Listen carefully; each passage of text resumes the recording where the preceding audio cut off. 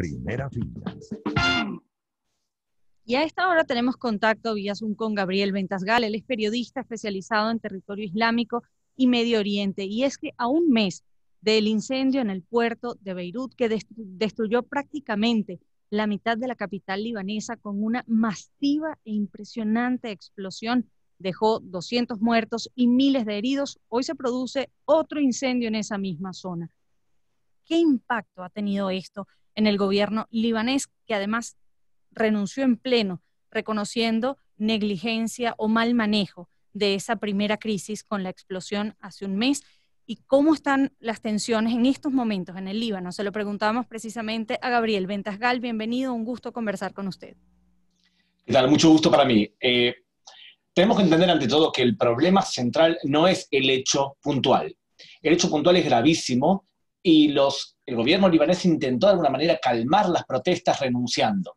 Pero la gente no compra esa renuncia porque otra vez el problema es más serio.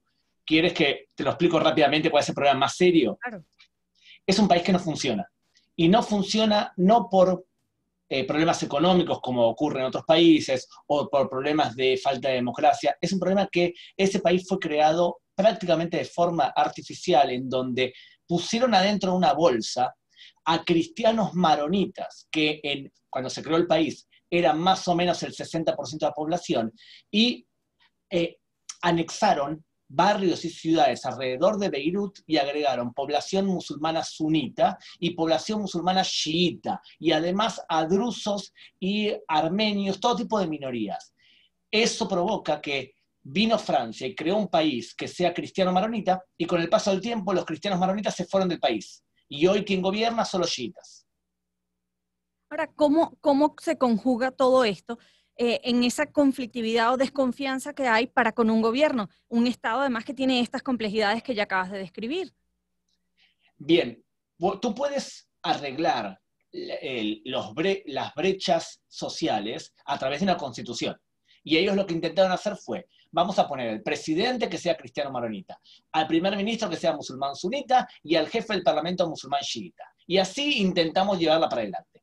Otra forma sería que el país funcione. Entonces, si la gente económicamente está más o menos bien, las protestas son menores. Pero si el país no funciona económicamente como ocurre hoy, en donde la moneda local perdió el 80% del valor y el desempleo es enorme, entonces cuando tú no logras ni por la ley ni por el dinero aplacar el descontento, explota. Y explota por las toneladas de amoníaco en el puerto de Beirut, pero podía haber explotado por cualquier otra cosa. Eso fue una excusa, un catalizador. ¿Cuál puede ser la solución o cuáles pueden ser las eventuales vías para poder tener un gobierno que pueda satisfacer a minorías y a mayorías? Conversamos con Gabriel Ventasgal, periodista especializado en territorio islámico y Medio Oriente. Bueno, ante todo, lo siguiente. Hoy la realidad social del Líbano es que más o menos el 25% son cristianos. Te recuerdo, eran 60, ¿eh?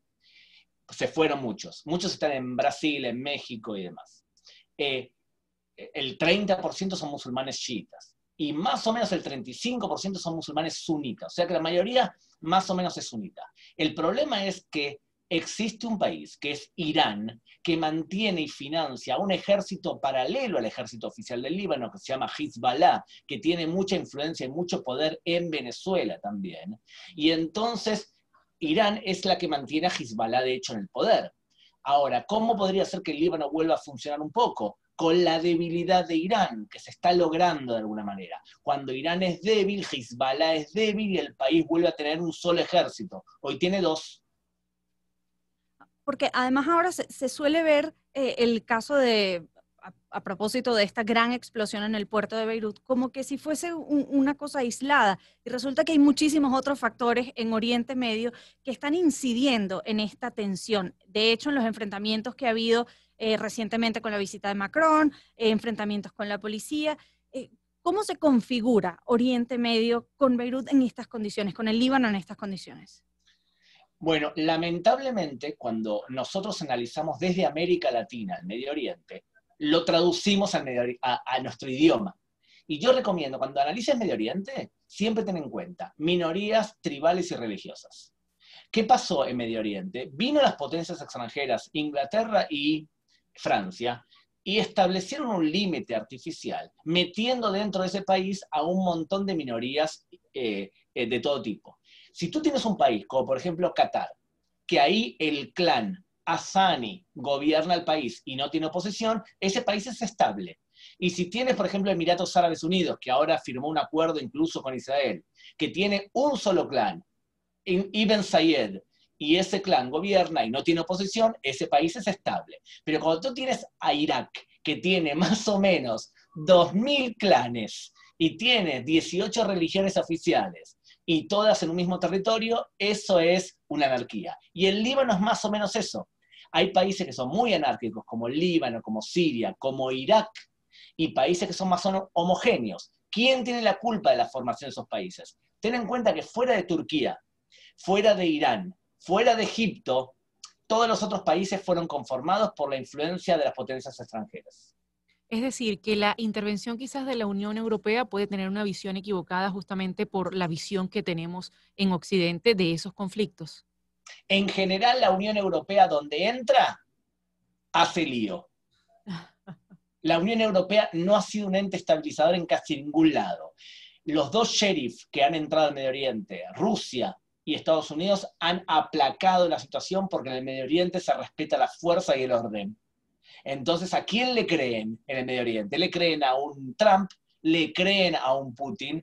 Y ahora viene un presidente como Macron, y Macron, ¿qué ofrece? Bueno, yo tengo relaciones con el Líbano, quiero que el Líbano reciba dinero. ¿Por qué? Porque el problema era que el Líbano le pedía al Fondo Monetario Internacional y a otros, necesitaba 10.000 millones de dólares para poder salir de su crisis económica. Pero no se lo daban. ¿Y por qué no se lo daban? Porque decían, ese país está gobernado por Hezbollah. Nosotros no podemos darle dinero a un grupo terrorista. Vino Macron y dijo, bueno, intentemos ayudarlo porque lo que pasó con la explosión es tan grave que nosotros, que tenemos relación con Líbano desde hace años, deberíamos ayudarlo. ¿Qué hizo el Líbano? Pidió 12.000 millones de dólares de ayuda humanitaria que probablemente no lleguen y que no lleguen tampoco a la población civil. Ahora, como nos has explicado la complejidad de lo que ocurre en el Líbano, este gobierno, después de esa primera explosión, renuncian en pleno. El reto es súper complejo, cómo hacer que un país con esta diversidad religiosa y tribal logre un gobierno que permita algo de estabilidad. ¿Hay algún ejemplo en la región que pueda funcionar como un modelo a seguir? Sí, los Emiratos Árabes Unidos, porque los Emiratos son 7 reinos que están unidos y que cada una de las jamulas de las clanes tiene control sobre un territorio. Lo ideal sería crear una especie de emiratos en todo el Medio Oriente donde cada homogeneidad territorial, entonces el Líbano, por ejemplo, el sur del Líbano sea una especie de emirato aparte. El problema es que tenés... que te interrumpa justo ahí, y es decir, es posible divisiones territoriales, es decir, los sunitas están de este lado, los chiíes están de este lado y los cristianos están en el norte. No sé, estoy dando Genial, Adriana. No, la respuesta es no. En el Líbano no. Sí tienes zonas como por ejemplo el sur del Líbano que es claramente chiita. Y sí tienes zonas como el norte del Líbano que es claramente sunita. Pero tú te metes dentro de Beirut y ahí tienes barrios cristianos homogéneos y tienes barrios musulmanes homogéneos. Entonces es muy difícil. Beirut va a ser muy difícil partirlo. Pero a nivel teórico, tú me preguntaste si se podría. A nivel teórico, la solución pasa por una división territorial religiosa en donde cada grupo tenga un nivel de autonomía. La gran eminencia en Medio Oriente, Bernard Lewis, decía que es imposible crear democracia en Medio Oriente, porque para que haya democracia tiene que haber revolución industrial y revolución francesa, ¿vale? Y además tienes que tener una clase media alta, entre paréntesis, off the record. No lo citen en la radio de ustedes, pero cuando un país no tiene clase media, la democracia muere. Entonces es muy importante, la clase media es la que mantiene la democracia. Entonces Medio Oriente no tiene esa cultura y no tiene tampoco la Revolución Francesa. ¿Qué dice Bernard Lewis? Hagamos una especie de parlamento de clanes, citemos a todos los clanes y que cada clan tenga una fuerza, y es un parlamento representativo por clanes. Eso es una buena solución. Pero eso además no significa que no pueda haber convivencia entre estos clanes.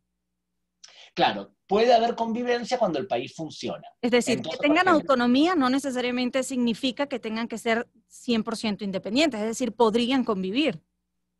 podrían convivir. Históricamente en el Medio Oriente no han logrado convivir países que son muy heterogéneos. Irak se desarmó, a menos que tú tengas ¿te acuerdas? Saddam Hussein, que era musulmán sunita, y cuando los kurdos, que era una minoría dentro de Irak, se le rebelaron en la mitad de los 80, ¿qué hizo Saddam Hussein? Bueno, les arrojó gas mostaza y asesinó a 6.000 kurdos. Entonces, o te mantienes en el poder a golpe de talonario, pagando, o te mantienes en el poder a golpe de fuerza. Miren, le voy a decir algo teórico. Todo régimen no democrático se mantiene en el poder a través de 3 medidas. Una, a través de la billetera, te paga para que te calles. 2, utiliza la fuerza física para aplacar todo tipo de oposición. Y 3, busca un chivo expiatorio extranjero y le echa la culpa a los yanquis, a Israel, al clima. Es la técnica clásica de un régimen no democrático para mantenerse en el poder. Bueno, en el Medio Oriente ocurre eso todo el tiempo. Gabriel, ha sido un gusto conversar con usted y poder poner en perspectiva un conflicto que quizás podamos ver lejano, del que no teníamos el mayor panorama, pero poder ahora entender ese tipo de sociedades que quizás no entienden la democracia y como usted mismo lo dijo textualmente, cuando un país no tiene clase media, la democracia muere. Gracias a Gabriel Ventasgal, nuestro invitado a esta hora, periodista especializado en territorio islámico y Medio Oriente, porque no solo está la inestabilidad política, sino este nuevo incendio que se ha registrado en el puerto de Beirut, justamente en el lugar devastado hace apenas 5 meses. Ya son las 2:27 de la tarde. Vamos con música. Only Time